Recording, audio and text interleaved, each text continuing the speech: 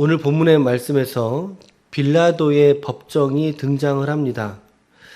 그리고 그곳에서 예수님의 십자가 처형이 결정이 되죠.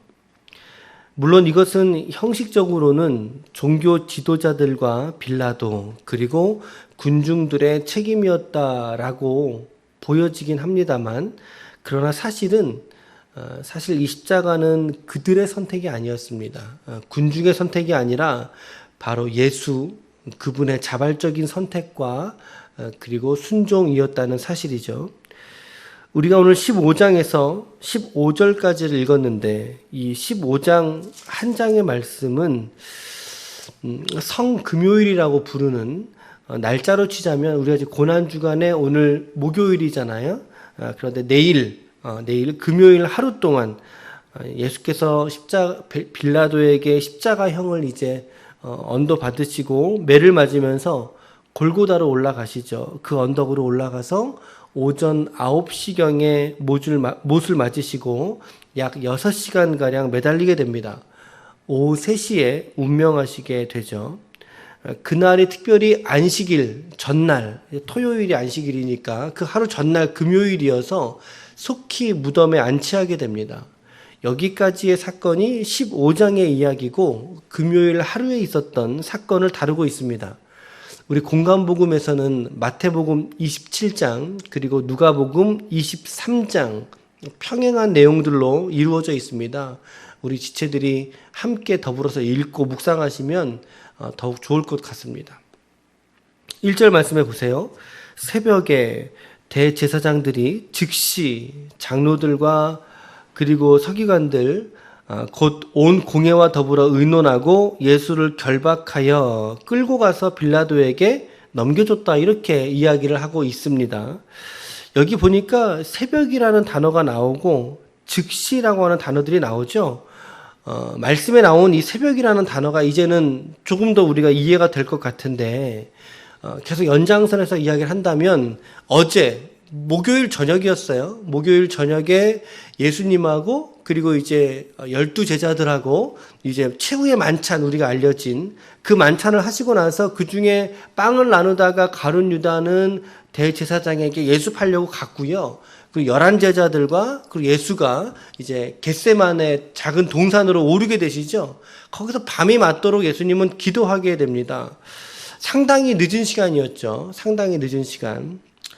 그리고 이제 군중들이, 무리들이 예수에게 찾아왔고 무리를 끌어다가 지금 대제사장의 집으로까지 갔었습니다. 팔레스틴에서 닭이 울던 시간은 우리나라는 언제 닭이 우나? 한 4시, 5시? 근데 팔레스틴 닭은 조금 더 부지런하다고 합니다. 한 2, 3시경에 첫 닭이 보통 이렇게 운다고 그러죠.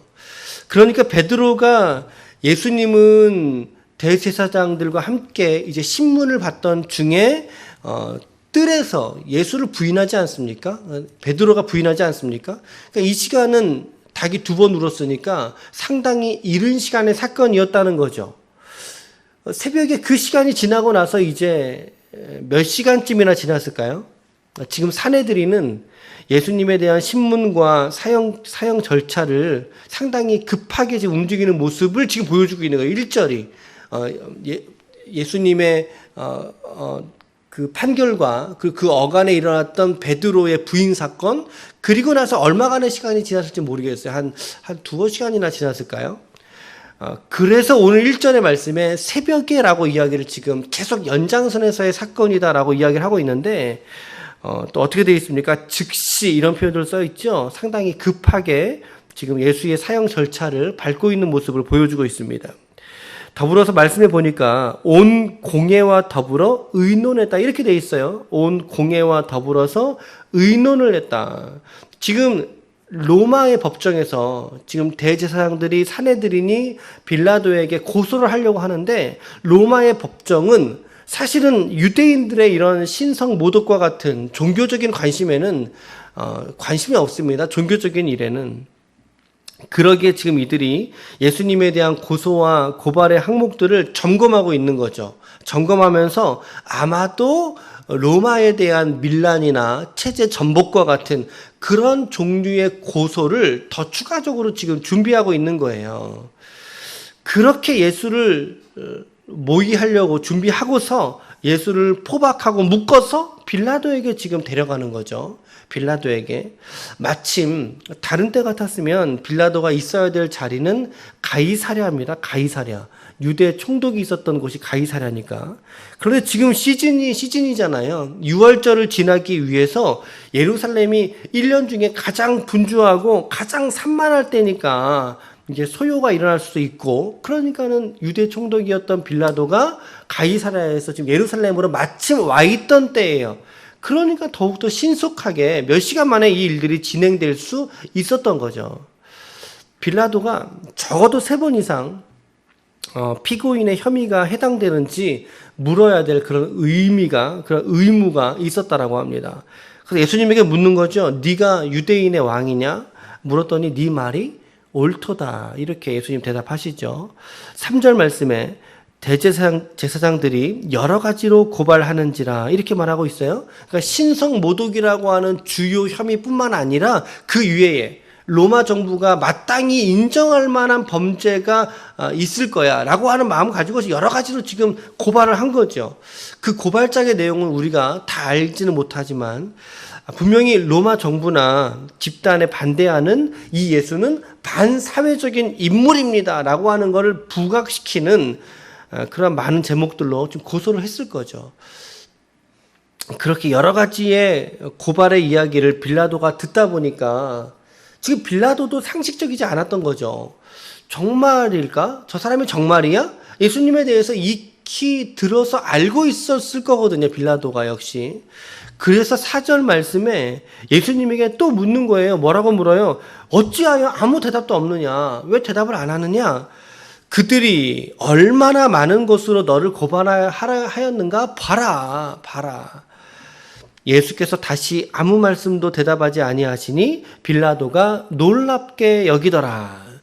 여기서 놀랍게 여겼다는 말은 고발자들의 항목이 이렇게 많은데 어떻게 단 한 가지의 고발에도 예수 당신은 왜 반응하지 않습니까? 이거죠. 일반인이라면 어떻게 하겠어요? 1번 항목을 언급했을 때 그거는 이겁니다. 2번 항목을 언급했을 때 저거는 이겁니다. 뭐 이런 식으로 낱낱이 그들이 고발했던 항목들에 대해서 항변했을 거 아닙니까?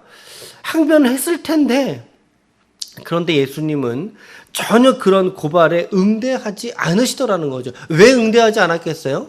하나님의 뜻을 이루려 하기 위해서 예수님이 스스로 침묵하고 계셨던 거죠. 자기 부인, 자기 십자가 지고 계신 주님의 모습을 우리는 보게 됩니다. 그런데 로마의 법정에서는요, 묵비권을 행사할 때 그것이 그 죄를 인정하는 행위로 보지는 않았다고 그래요. 정확하게, 그리고 논리적으로, 이성적으로 납득이 될 때, 고소와 고발의 근거가 충분하다고 확정될 때 형을 이제 확정짓는 그런 로마법의 특징을 갖고 있다고 하죠. 그러니까 지금 빌라도를 보세요. 빌라도를 보시면 빌라도가 예수님의 죄책에 있어서는 인정하는 분위기가 아니에요. 말씀을 잘 보세요. 빌라도는 의아해 하고 있어요. 이렇게 많은 고소와 고발이 예수 앞에 있게 되자 오히려 예수님에게 지금 이렇게 고발이 많은데 어찌 당신은 할 말이 없는가? 라고 예수의 의견을 계속 청취하려고 질문을 하는 빌라도의 모습을 우리가 보게 되는 거죠. 계속 이렇게 이 사건이 해결될 것 같은 기미가 안 보이고 시간은 흘러가게 되니까 이제 군중들이 아이디어를 냅니다. 군중들이. 명절이 되면 의례적으로 죄수 한 사람을 놓아주는 전례가 있었는데 마침 그날 십자가형을 받기로 예정되었던 바라바라고 하는 인물이 있었다는 거죠. 이 인물에 대해서 성경은 이렇게 언급하고 있지 않습니다. 단지 추측하기는 이제 로마 정부에 대해서 좀 대항하던 열심당의 당원이었거나 혹은 밀란을 통해 오늘 말씀처럼 밀란 통해서 사람을 살인했거나 살인 교사했거나 이러한 범죄를 저지른 인물이었다라는 것 정도만 기록하고 있지요. 그런데 8절에 보세요. 8절에 보니까 무리가 나아가서 전례대로 하여 주기를 요구한대. 무슨 말이에요? 죄인 한 명을 풀어주라는 거죠. 누구의 뜻대로? 군중의 뜻대로. 군중의 뜻대로. 9절 말씀에 빌라도가 대답하여 이르되, 먼저 물어보는 거예요. 그러면 너희들이 유대인의 왕인 이 예수를, 이 사람을 놓아주기를 너희들 원하는 거냐? 빌라도가 예수 놓아주는 거를 먼저 의견을 내는 거죠, 지금. 빌라도는 예수를 놓아달라는 요구를 이들이 할 수도 있겠다. 그러면 그래, 좋아. 10절 말씀에 보니까 예수님이 유죄로 판단할 사안이 있어서 이 자리에 온 것이 아니라는 것을 빌라도도 알고 있어요. 대제사장들이 시기로 예수를 넘겨주었다는 거죠. 죄가 있어서가 아니라 시기로 넘겨주었다는 것을 알기 때문에. 그런데 11절 말씀에 보니까 11절 어떻게 시작하고 있습니까? 단어가 그러나 이렇게 돼 있죠. 그러나. 그러니까 앞에서의 의도나 바람과는 다르게 이 말이죠. 반전이라는 거죠. 근데 그 반전을 이루는 주체가 누구예요? 대제사장들이. 대제사장들이 지금 무리를 충동질을 했어요. 충동질을 해서 야, 뭐라고 말해? 바라바 놓아주라고 말해. 바라바 놓아주라고 말해. 이렇게 옆에 자꾸 쿡쿡 찔러대는 거죠. 그랬더니 군중들이 바라바를 놓아주라. 13절 빌라도가 이제 군중에게 또 물었어요. 이 사람 그럼 어떻게 하랴? 예수죠. 이 사람 어떻게 하랴? 그때 13절 그들이 다 소리를 지르되 그를 십자가에 못 박게 하소서. 빌라도가 석연치 않은 거예요. 그래서 어찌미냐? 왜? 이 말이죠. 왜? 이 사람이 무슨 일을 너희에게 하였느냐? 무슨 악한 일을 했느냐? 라고 이제 군중들하고 반대되는 의견을 어필을 하니까 군중들의 감정이 점점 더 이제 극악하게 나빠지는 거죠. 그러면서 이제 더욱더 소리를 지르면서 십자가에 못 박게 하소서. 15절 다 같이 읽어보겠습니다. 시작. 빌라도가 무리에게 만족을 주고자 하여 바라바는 놓아주고 예수는 채찍질하고 십자가에 못 박히게 넘겨주니라. 오늘 제가 두 가지 적용을 드리고 싶은데요. 적용을 드리기 전에 이런 권면 좀 드리고 싶어요. 제가 이렇게 성경을 그래도 이제 본문을 읽고 저는 확신을 갖고 있는 것은 어찌됐든 성경을 해설하는 설교가 주님이 저에게 주신 설교의 사명이라고 생각을 해요. 말씀이 말씀되게 성경이 해설되어져서 그 본래의 의미가 1차적으로 전달되게 그걸 중요하게 생각을 하는데 제가 이제 그렇게 해설을 하다가 보면 그때그때 여러분들의 마음속에 주시는 생각들이 있을 거예요. 어떤 포인트가 있을 거예요. 아, 그래? 아니면 그게 이런 의미였어? 그러면 오늘 나는 어떻게? 라고 하는 질문들이 쏙 들어올 때가 있다는 거죠. 그러니까 제가 오히려 여러분들에게 권면 드리는 거는 그럴 때가 오히려 여러분들에게는 개인적으로 은혜와 또 묵상으로 들어갈 수 있는 그 지점이 저는 좋은 문이라고 생각을 해요. 그러한 문들을 여러분들이 발견했을 때 그 문을 열고 조금 더 여러분들의 묵상으로 들어가셨으면 좋겠어요. 제가 드리는 이 적용들은 제 겁니다. 제 것을 여러분들에게 목회적으로나 혹은 이런 성경의 본래의 메시지의 적용들을 하고자 원해서 이제 제가 드리는 적용들이니까 저의 적용들은 참고하시고 여러분들의 성경 읽기가 해설과 적용을 통해서 더 깊어지면 좋겠다라고 하는 바람을 가져봅니다. 오늘 두 가지 적용을 저는 드리고 싶은데 첫 번째는 리더십의 중요성입니다. 첫 번째 리더십의 중요성. 오늘 본문에 등장하는 여러 인물들이 있지요. 예수님도 등장하고 대제사장들, 무리들도 등장하지만 오늘 본문에서 가장 중요한 등장인물은 누가 뭐래도 누구겠어요? 빌라도겠죠. 빌라도가 등장을 합니다. 빌라도. 바라바도 언급되는데 바라보 이제 풀려서 끝나죠. 성경이 말하고 있지 않아요. 중요하지 않아요. 근데 오늘 빌라도를 보세요. 빌라도에 대한 여러 가지의 견해들이 초기 기독교 역사에서 많이 등장을 했거든요. 심지어 빌라도가 가이사에게, 로마의 시저에게 이제 빌라도의 보고서라고 하는 이 유대 사건이 있었던 이 일들을 빌라도의 관점에서 보고를 올렸던 문서들이 발견이 됐어요. 근데 그러한 보고서에 보면 빌라도가 가이사에게 예수에 대한 어떠한 죄목도 찾지 못했다라고 보고를 올리거든요.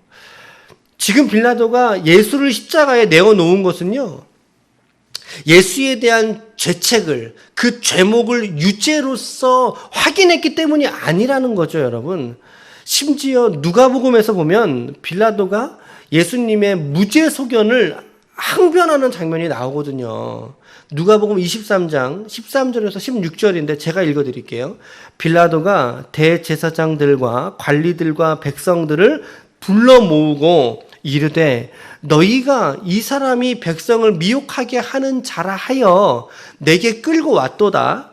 보라, 내가 너희 앞에서 이 사람을 신문하였으되 너희가 고발하는 일에 대하여 이 사람 예수에게서 내가 죄를 찾지 못하였고 헤롯이 또한 그렇게 하여 우리에게 도로 보내었도다. 보라, 그가 행한 일에는 죽일 일이 없느니라. 죽일 일이 없느니라. 그러므로 나는 이 사람을 때려서 놓아주겠다라고 이야기한단 말이죠. 그럼에도 불구하고 민중들이 강력하게 아주 극악한 모습으로 그를 십자가에 매달으라고 요구하니까 마태복음에서 뭐라고 말해요? 이 자의 흘리는 피와 나하고는 관련이 있다 없다? 관련이 없다라고 하면서 손을 씻는 장면이 나온단 말이죠. 이러면서 예수의 죽음은 자기하고 관련이 없다라고 면피를 하고 말아요. 누가복음에서는 무죄 소견을 항변하고 마태복음에서는 손을 씻어버리죠. 어찌됐든 이러한 진통 속에서 빌라도가 예수를 군중에게 십자가의 사형을 실행하게 되는 역사의 사람이 되고 맙니다. 좌우지간 어찌됐든. 그래서 우리가 사도신경에 보면은 매주마다 우리가 사도신경 할 때 뭐라고 말해요? 본디오 빌라도에게 고난을 받으사 십자가에 못 박혀 죽. 이렇게 우리가 누차 고백하는 이 사도신경에 등장하는 인물로 우리가 빌라도를 보게 된다는 거죠. 이것이 사실이기도 하지만 또 어떤 의미에서는 사실이 아니기도 한 거죠. 이해하시죠, 지금? 그런데 빌라도가 유대 총독으로 초기 부임할 때 아주 과도한 세금 정책을 펼쳤다고 합니다. 그러니까 이제 군중들에게 빌라도는 상당히 안 좋은 인식이 있던 차죠. 아무리 속국이었지만 민중들의 소란이 더 격해지는 것을 빌라도는 감당할 수가 없었던 거예요. 게다가 자기의 어떤 세금 정책에 대한 반대하는 사람도 워낙 많았기 때문에. 저는 빌라도의 이런 유약하고 그리고 정치 전략적으로 판결을 내리는, 그러면서 자기는 책임을 피하는 이런 모습 저는 보면서 특히나 리더십들이 그리고 지도자들이 참 중요하다라고 하는 것을 다시 한번 보게 됩니다. 물론 이 일은 빌라도가 아니었어도 하나님의 역사의 주권 속에서 누구든 이 일을 했어야만 했을 거예요. 맞아요. 그러나 우리는 빌라도의 이 모습에서는 적어도 예수를 향한 무죄 확신이 있지 않았습니까? 무죄에 대한 확신이 있음에도 불구하고 군중들에게 십자가에 예수를 넘겨준 것은 빌라도의 큰 과오였다라고 하는 것은 자명한 것이죠. 우리가 지금 다음 주에 총선입니다, 여러분. 총선입니다. 지금 각 정당들의 유세나 공약들을 우리가 보고 있는데 좀 지금 고난주간에 안 어울릴 만한 적용이긴 한데 제가 아까 조금 전에 뭐라고 말씀드렸습니까? 제 거라고 말씀드렸죠. 이 적용은 제 거예요. It's mine. 제 겁니다. 여러분 선거를 꼭 하셔야 돼요. 선거를 꼭 하시길 바랍니다. 제가 지난번에도 말씀드렸는데 우리 교회 내에서의 정치색은 절대 금지입니다. 절대 금지입니다. 우리가 지금 모이지도 못하고 있는 마당이지만 그러나 여러분 하나님께서 저와 여러분들에게 우리 국가에 주신 국민의 한 사람으로서의 우리의 책임을 다할 수 있는 좋은 기회란 말이죠. 여러분 빌라도 같은 사람 뽑히면 어떻게 될까요? 책임 면피하려고 하고 군중들에게 만족을 주려고 자기의 정책을 바꾸고 자기 의견을 뒤집고 그런 사람들이 또 뽑히면 어떻게 되겠어요? 우리나라의 정치인들 중에 한국 사회가 좌불안석 되지 않겠습니까?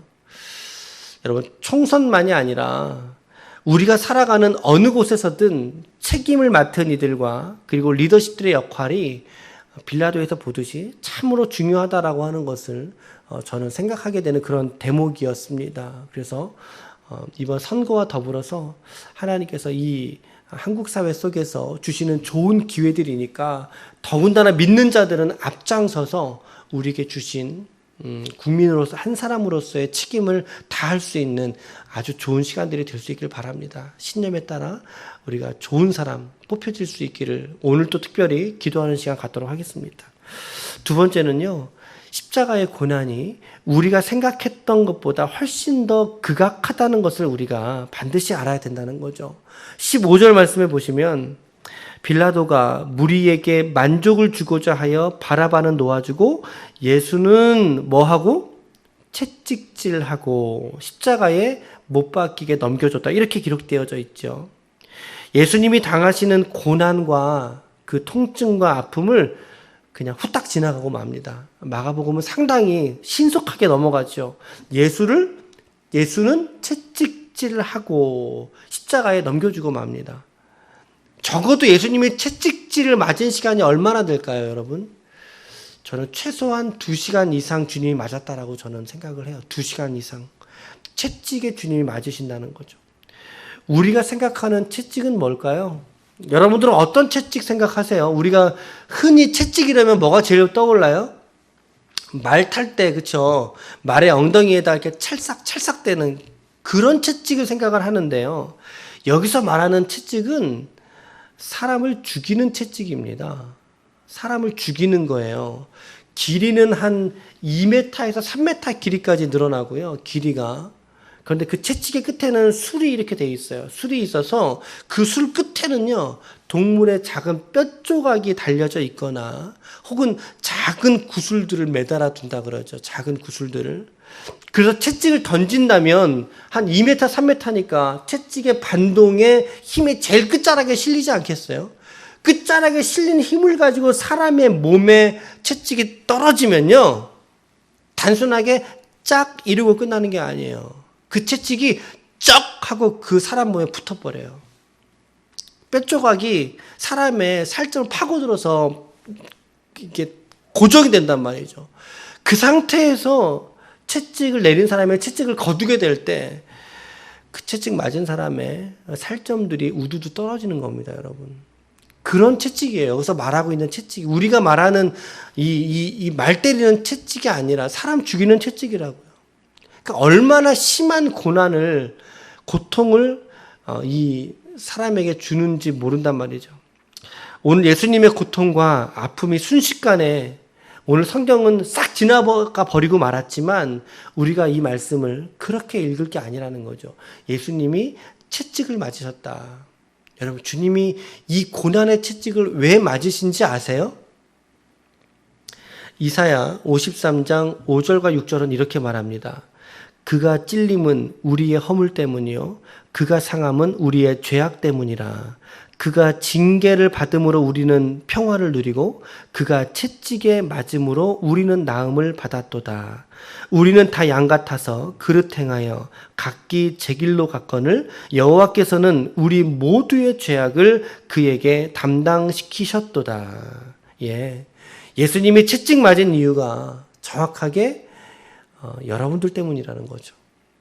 나 때문이었다는 사실입니다. 나의 죄악을 담당하시기 위하여서 십자가에 죽으셨고 우리의 병든 영혼을 고쳐주기 위해서 그가 채찍에 맞으셨다라는 사실이죠. 여러분, 이 사실이 믿어지십니까? 정말 이것이 믿어지십니까?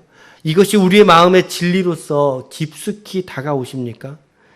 이 예수의 고난과 고통에 우리가 이해하고 그분의 아픔에 우리가 동감하게 될 때에 십자가의 은혜를 우리가 그제서야 비로소 경험하게 되는 것입니다. 그냥 말로서 주님이 채찍 맞으셨대에서 끝나는 것이 아니라 그분의 고난을 감정적으로만 우리가 슬퍼해서 되는 것이 아니라 이러한 주제들은 이제 내일 새벽 그리고 내일 저녁에 가상칠언 예배와 같은 이번 한 주간의 우리의 남은 시간 속에서 우리가 동일하게 묵상하고 함께 우리가 나누어야 될 주제겠지만 여러분, 주님이 받으신 이 고난은 정말 끔찍하고 생각조차 할 수 없는 아픔과 고통을 동반하는 고난이었다. 이것이 바로 나를 위해서 그리고 여러분들을 위해서 자기 생명을 내어놓으신 주님의 순종이셨다라고 하는 사실이죠. 기도하시겠습니다.